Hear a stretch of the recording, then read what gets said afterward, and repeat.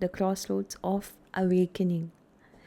It's where you stand in front of two roads dividing and you don't know which way you should go for.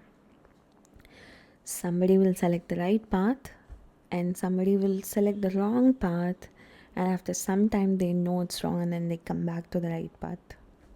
People think awakening makes you intensely wise, like suddenly you know all the right answers, powerful, compassionate ones. You know what you do.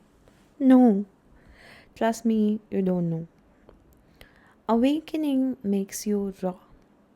See, all this process that I was talking about, becoming a believer, is called a spiritual awakening. So, this process is raw. It makes you hyper aware, like you look out for signs 24/7. Your dreams become louder. It makes you finally see how powerful your inner world actually is, and you start realizing your own ability to manifest things in your reality.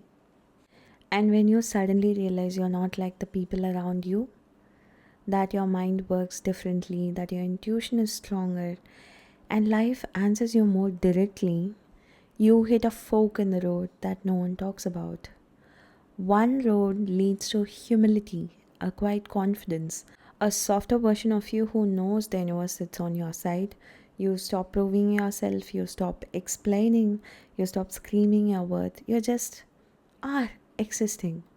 This road makes you kinder, more accepting, more broader, self loving, grounded, surrendered. We will talk about this part of surrender later. It's huge. The concept of surrender needs 20 episodes to talk about, trust me. So, yes, this is where you start taking life lightly, not because you don't care, but because you finally understand you are supported. And yes, here it is. The other road leads to arrogance, where your awakening feeds your ego instead of dissolving it. You feel superior. You think you're above others. You expect the universe to do everything for you. You misuse the signs. You manipulate the wisdom. You become addicted to feeling chosen. This road makes people harder to love, harder to reach, harder to help. And there's a dangerous part. Both roads feel the same in the beginning, trust me, because both feel like empowerment, both feel like liberation. You don't know which road you're walking until you find the end. Both feel like you're finally stepping into yourself, but only one road makes you wiser and the other makes you hollow. Let me throw a little light on this. How to choose your road. I didn't choose humility because I was a saint.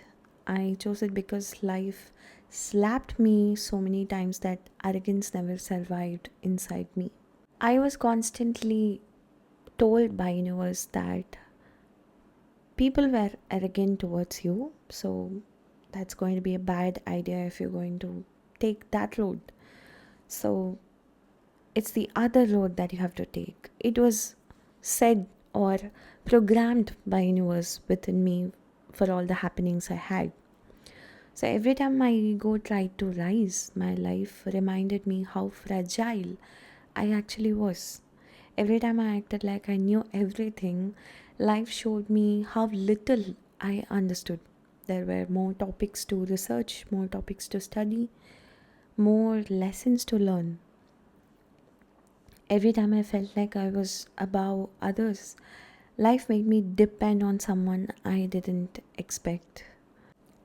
Every time I forgot kindness, life sent me someone who softened me back. Yes, all these things happen.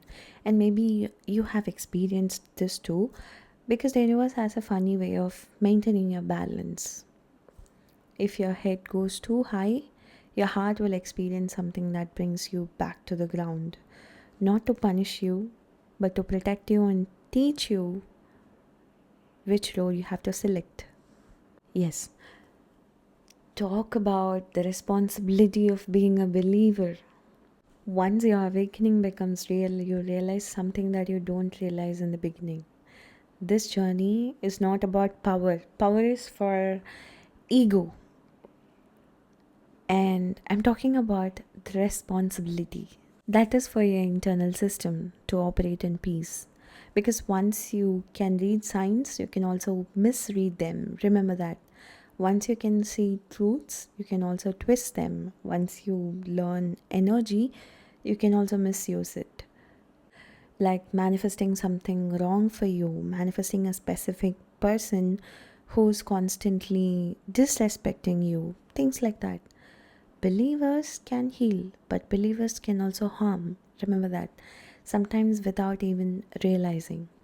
That's why spiritual journeys come with quite discipline, a discipline nobody posts on Instagram. This is where you have to go through a repeated dark night of the soul episodes in order to cleanse your ego bit by bit. This is where you face your shadow, because I'm very sure of it. Being constantly misunderstood, being constantly ride over, being constantly like trampled on, you always need to get up in a fast way. And if you do that, your head will always get too high in the beginning. And this is where the universe maintains balance. These are the responsibilities. You need to be self aware of what you do. You need to be honest with your intuitions. You need to check your ego every day. You need to make sure your power doesn't start controlling your spirit. Because if universe is directing people towards you to give advice, you cannot mishandle them. Yes, here comes the sweetest part of the crossroad. If you're truly on this path, you already know which road is yours.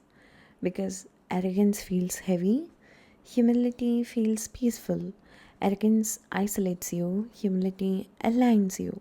Arrogance makes you act like you're above life, humility makes you understand life. And the universe always guides the humble one further, always without fail. If you're bowing down to listen to universe, the universe will put more on your plate. Trust me. Because power without softness is just a louder form of fear. But power with softness, that's true transformation. Yes, let's take the topic lighter after all the warnings. Let's focus on the lighter side of spirituality, and then each of the topics will be gone further from here on. For the love of Elroy, the God who sees us.